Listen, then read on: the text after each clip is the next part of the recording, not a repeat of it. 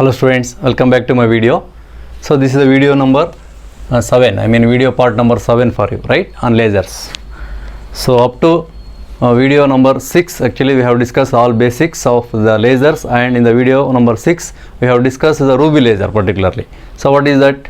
So ruby laser is considered as the example for a solid state laser, right? Now in this video we are discussing a special type of video, and it is very important and used in various applications also. That is actually called helium neon laser. Okay, and this helium neon laser is not a solid state laser because it is not consisting of any solid material as a medium for the production of laser. So it is a mixture of helium and neon gas, and hence we call it as example for gas laser. Okay, so now based on the construction we can understand how the helium neon laser works here. So this is actually the construction basically designed and fabricated by 3 scientists. That is what we can see here. See, Ali Jawan, W.R. Bennett, D.R. Heroit. Okay, so they were working in the Bell laboratory. So in 1961, so they have produced the first gas laser. Okay, so successfully they are able to produce a very nice coherent laser beam using this construction, and hence it is very famous even till today. So that we can use it for various applications, as I told. Okay, now let us try to understand what is the construction part of this helium neon laser. Now look at the diagram. What are the main parts of the helium neon laser? So we have a quartz tube, okay, and then we have high tension battery connected to the 2 electrodes here, and then so the quartz tube is covered by 2 concave mirrors like M1 and M2. Okay, and then the tube is closed at the 2 ends by Brewster's window, okay, made by quartz material again. So these are the main parts of the helium neon laser.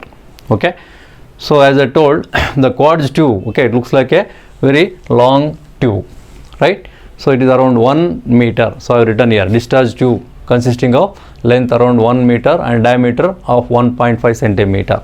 So that means why it is called discharge tube? Because inside the tube we have the 2 electrodes connected to the high tension battery. Okay, so in order to get the discharge in the gaseous mixture, okay, the method of excitation is not optical pumping like in ruby laser. Okay, so excitation of the atom is by the discharge method here. So electrically you are discharging the electrons and exciting the helium and neon by the process of ionization. What do you mean by ionization? You know, so whenever the discharge between the 2 electrodes, okay, so due to the flow of electrons between the 2 electrodes, so they will ionize some of the atoms. Ionization means the atom initially in the ground state, okay, once the ionization takes place, the electrons are liberated out of the atom. Okay, so that process is called actually the ionization process, and then the atoms become excited. So they will go to the excited state, ground state to excited state. Okay, so the process of excitation of the gaseous atom is by the discharge method, electrical discharge method here. It is not the optical pumping. The pumping technique itself is called now electrical discharge technique pumping. Okay, now the gap between the 2 Brewster's windows is called now resonant cavity. So that is also one of the important requirement for the production of laser. Okay, in order to get the amplification, okay, so we need to get the continuous reflection by the 2 mirrors here. Okay, so the 2 mirrors are nothing but what actually here. So the 2 mirrors are M1 and M2. So between the 2 mirrors we have the reflection of photons. One of the mirror is actually totally reflecting mirror, so other one is partially reflecting mirror. Suppose if it is 100% reflecting, then other should not be 100%, at least it should be 99%. So then we can say it is a partial reflecting mirror. Okay, why that much of a partial reflecting mirror is required here? Because so once the sufficient amplification is done, okay, so we get the coherent laser beam. So but the coherent laser beam is obtained between the 2 mirrors, of course, and it is continuously the photons are moving back and forth, but at least from one side you have to tap out the laser beam, isn't it? So in order to tap out the laser beam, so one of the mirror should be partial reflecting mirror. So then from that particular end, so we can get the coherent beam outside the device. Okay, so these are the consistently moving, and all photons are moving together in the same direction as coherent beam. Okay, so that is actually the required laser beam obtained in the device. Okay, so then So now let us see what are the other parts as I told. So discharge tube is of 1 meter, diameter is of 1.5 centimeter. Helium neon gas is there, no, inside the gas, in the tube. So that is actually in the ratio 10:1. So that means majority of the gas consisting of helium atom, whereas neon is very small number of atoms. That means the ratio is 10:1. Okay, even though we can observe the gaseous mixture consisting of 10:1 ratio for helium and neon atoms are very important here, because the main active centers are neon atoms, not the helium atoms. Okay, of course whenever the discharge takes place between the two electrodes, both helium and neon gets excited, but first excitation is for helium again, because they are more in number. Okay, but the energy level diagram of helium will not support for population inversion. Okay, so what is the population inversion, you know? So the number of atoms in the excited state would be greater than the number of atoms in the ground state, that is N2 greater than N1, right? So that metastable state should be there, and the population inversion should be there to get the stimulated emission process. Okay, but this kind of mechanism will not happen with the energy level diagram of helium, but neon atoms will support for the population inversion. Okay, again there will be metastable state and ground state, so in between the two levels. Okay, so the higher state and lower states, so we can achieve the population inversion for neon atom energy states, and hence we can say neon atoms are the active centers in the helium neon gaseous mixture. Okay, so that gases are inside the quartz tube. Okay, so they are actually with the pressure, what pressure? Helium neon pressure, you know, helium is around 1 millimeter of mercury, neon is 0.1 millimeter of mercury. So with that pressure the gases are present inside the quartz tube. Okay, and this resonant cavity, you know, it is like a channel. Okay, a channel is formed between the two Brewster's windows. Okay, so that Brewster's windows is also made by what? Quartz material. You should remember that, made by quartz material. And the length can be adjusted between the resonant cavity also, because we need to form a standing wave. You know, the standing wave is nothing but what? Superposition of two waves after reflecting the photons by both the sides of the mirrors. Okay, so the two waves traveling in the opposite direction will form a standing wave. It is also called stationary wave. Okay, so that is possible only when the distance between the two Brewster's windows or resonant cavity is equal to integral multiple of the half of the wavelength. So distance should be how much? N lambda by 2, integral multiple of lambda by 2. So that is the condition for the formation of stationary wave or standing wave.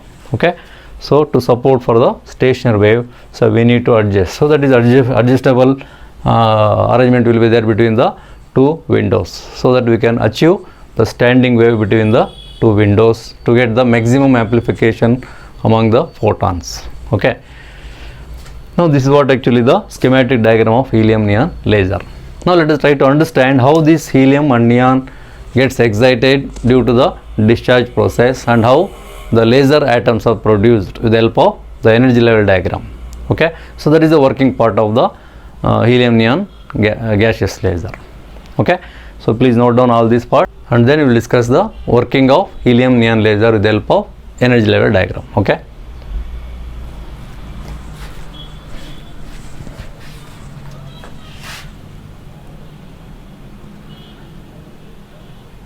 okay, now let us try to understand how this helium neon laser works with the help of energy level diagram.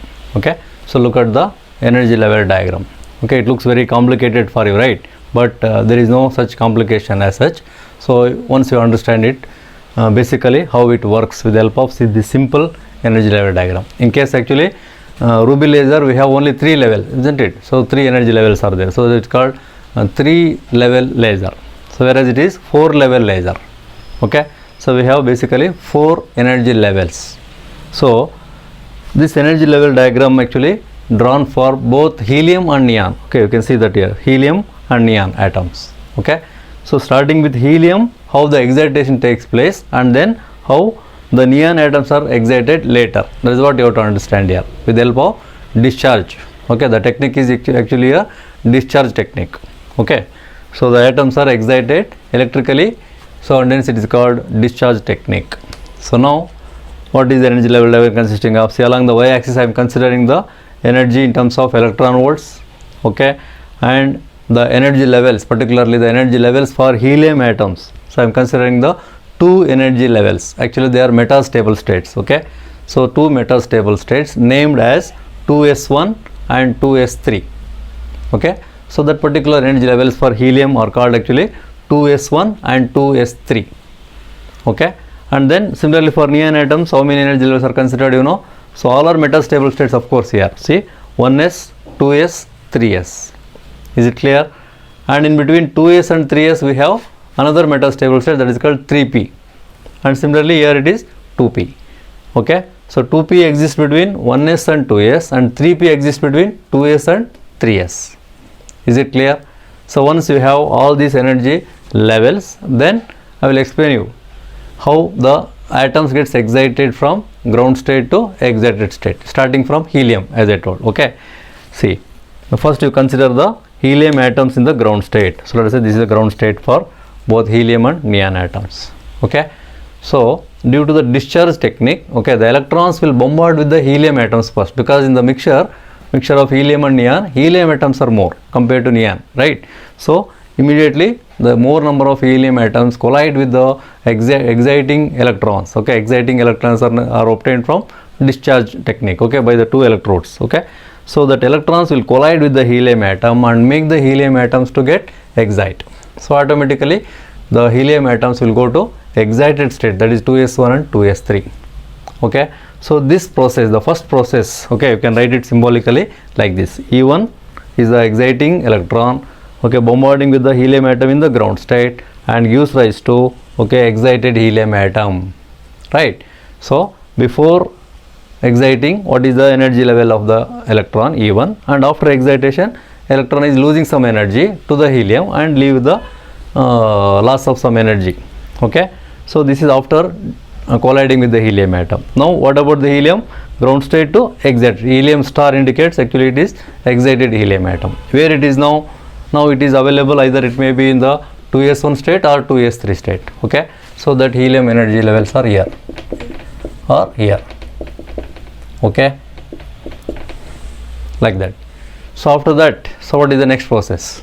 So look at the transfer of energy, because neon atoms are very less in number in the total mixture, but the energy levels of the neon atoms particularly, so they are actually 2s and 3s are well matched with the 2s1 and 2s3. So these energy levels of the helium atoms are matching with the 2s and 3s levels of neon atom. Okay, and hence directly there is a collision between the excited helium atom to the neon atom in the ground state, and immediately the transfer of energy takes place from helium to neon, not from the discharging electron, directly from helium to neon there is a transfer of energy because of matching of the energy levels. It is called resonance. Okay, resonant matching, or transfer of energy is called resonant transfer of energy also. Okay, that is why I am writing here, resonant transfer of energy takes place between helium to neon directly. Okay, so we can look at here. Okay, the arrow mark indicates transfer of energy from helium to neon, so that the neon atoms directly come to now 2s state or 3s state, depending upon slight variation in the energy. So they will accumulate in the 2s and 3s state. So this process will continue as long as the discharge continues. Okay, discharge process is a continuous process in the gaseous mixer. Okay, so and hence the accumulation of excitation of neon atoms takes place in the 2s and 3s state. Okay, so as I told, these are actually metastable state. These are also actually metastable state. Okay, so what is the lifetime of the atoms in the metastable states? So in the order of 10 to the power of -3 seconds. Okay, it is more compared to 10 to the power of -8 second of the excited states. It may be there, of course, above this metastable state there may be short interval excitation state, but here the transfer of energy takes place from metastable state of the helium to metastable state of the neon atom directly, and hence so the atoms, the excited neon atoms can stay there for longer time. Okay, so what is the comparison now? For population inversion, we need the higher energy level should consisting of more number of atoms compared to lower energy level. So what are the lower energy levels now? So 2p and 3p. 2p and 3p energy levels are actually lower energy levels compared to 3s and 2s. Okay, because 3p comes below 3s, 2p comes below 2s here. Okay, so now compare the number of atoms in 3p as N1 and here N2, and here also N1 and N2. Certainly at one particular stage, so we will get N2 greater than N1, and similarly here also N2 greater than N1. So what we can expect then? So the population inversion is achieved between 3s to 3p and 2s to 2p, and we can compare this number of atoms in 2p also with 3s. Okay, so N2 is greater than N1 of 2p also, and hence we can expect the laser transition takes place between the two metastable states, that is 2s 3s to 2p 3p also. Okay, that is what I am showing here. See, 3s to 3p one transition and emitting a particular laser beam of wavelength 33,912 angstrom unit. Okay, it is of course very higher wavelength, far infrared also we can say. And similarly 3s to 2p, okay, this is very important. 3s to 2p transition will emit a laser radiation of wavelength 6328 angstrom unit. It comes in the red region. Okay, red laser wavelength is obtained here. And similarly 2s to 2p. 2s to 2p transition is emitting the wavelength of 11,500 angstrom unit. Okay, so that is again in the infrared range. Okay, like that. So three possible transition takes place between 3s 2s to 3p 2p. Okay, so afterwards what happens? Neon atoms are not completely losing their energy after these three transitions. Okay, so partial energy is left with the neon atoms, so they have to lose that energy also. Okay, how they will lose? So once they lose that energy, they have to come down to the further lower levels. So which is that further lower level here? So 1s. Okay, 1s is the further lower level of the neon atoms. So the transition takes place from 3p to 1s and 2p to 1s also. But during these transitions, okay, so we will not get any the laser emission. Okay, of course there is a emission of some photons, but they are not incoherent. Okay, so you can consider it as incoherent light, not coherent. It is a incoherent light. Incoherent light means it is ordinary light also. Okay, so that kind of emission is called actually spontaneous emission. It is not a stimulated emission. Where is the stimulated emission now? It is in between 3s to 3p or 3s to 2p or 2s to 2p. So of course these three can be considered as stimulated emission, whereas the transition from 2p to 1s, okay, loss of energy takes place for neon atoms, I said, isn't it? So that transition is actually called spontaneous emission. So that emits the ordinary light of around wavelength 6000 angstrom unit, right? It is again in the visible range of course, but it is not a laser, it is a ordinary emission of the photons called spontaneous emission of the photons here. Now for the 1s level, so this is the of course lower state, metastable state of the neon atoms, but the neon atoms are in 1s level cannot completely losing their energy. Okay, so still it is not a ground state. Some energy is still left with the neon atoms in the 1s level also. Okay, so once the atom gets excited, and they may go to any excited states or metastable state, finally so they have to come down to the ground state, isn't it? So where is that ground state? Here it is, right? So the neon atoms will lose the energy further and finally come down to the ground state. How that energy is lost now? So neon atoms will bombard with the walls of the tube. Okay, we have the long tube, you know, long tube, so the quartz tube. So the neon atoms will bombard with the walls of the tube, and due to that collision, so they may lose their energy completely, and then so that is called de-excitation by collision with the walls of the tube and losing the complete energy. So that walls of the tube, due to collision, what happens? It may get heated. Okay, so loss of energy in the form of now heat energy. Okay, so that is what actually you can observe with the tube. Okay, during this process the tube gets heated, that is due to this transition. Okay, and finally the neon atoms will come down to the ground state. So this is one complete cycle of the excitation and de-excitation, starting from helium to neon, and neon metastable state to lower state to another further lower state to again ground state. Okay, so after complete one cycle, you can understand where the lasers are produced. Okay, where is the laser produced here? Only during these three transitions. So particularly we can mention these three laser transitions like this now. See, first one is 3s to 2p. Where is that? 3s to 2p. So this one, 3s to 2p is the main important transition, okay, because it is emitting the red light of wavelength 6328 angstrom unit. Okay, so this is what actually tapped out of the device as the laser beam, visible red color laser beam, and it is used for various applications. Okay, so remaining radiations, of course, so they are just reflecting back from the curved mirrors into the cavity. Okay, so finally it is tapped out only one particular laser light of wavelength 6228. So you should remember this is the main laser which is produced in the helium neon laser. So other one is the transition from you can consider 2s to 2p. Where is that? 2s to 2p. So this 2s to 2p is the second laser transition, of course. So 2s to 2p and gives the infrared range. As I told, infrared wavelength is around 11,523 angstrom unit, and the third one is 3s to 3p. So directly 3s to, okay, so that is 3p. So that gives actually 33,912 angstrom unit. You know, that is what actually we write far infrared. Okay, so these two are not visible. You know, infrared and far infrared rays are not visible, so we don't need that also. Okay, what we want here is the visible red colored laser light, highly energetic coherent laser light. So that is obtained only when the transition takes place between 3s to 2p levels of the neon atoms. Okay, so you can use that laser for any applications. Okay, the production of laser can be understood by using this energy level diagram of helium and neon both. Okay, so just note down the energy level diagram, and the main process are starting from E1 plus E helium gives excited helium. The second one is helium to neon direct transition, so the resonant transition, then you will get the excited neon atoms.